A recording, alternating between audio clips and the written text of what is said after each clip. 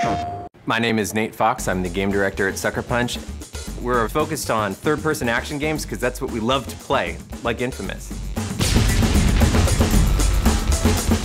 Video games are just exploding. It's not just playing anymore. It's also this really fun playpen to actually let your imagination go crazy, and it's awesome. Games are fun to play. They're more fun to make. Modnation Racers gives you, the gamer, the capacity to create your imagination.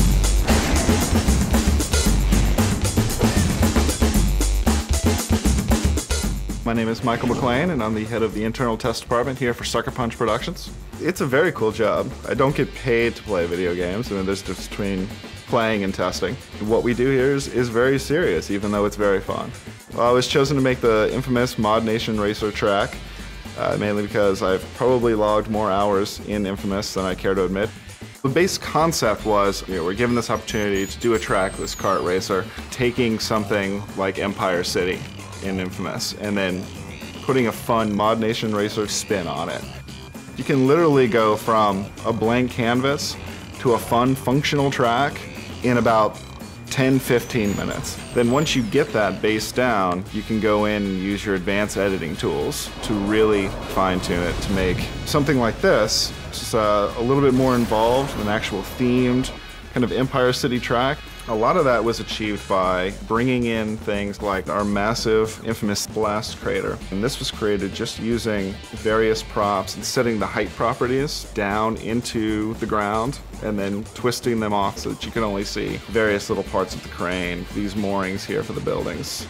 It was a lot of pulling the power lines inside the buildings and then stretching them over the tracks to make the track feel like Infamous.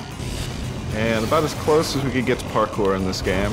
A lot of jumps, a lot of getting up and off the track.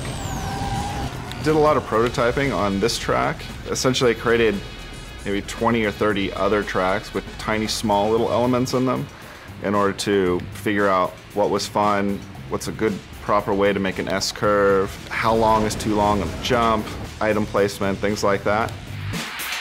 It was really a collaborative effort. You always have a lot of help. So the track would be created and would bring people in order to play test the track. Is it fun? Is this turn too tight? Is it reading like Empire City?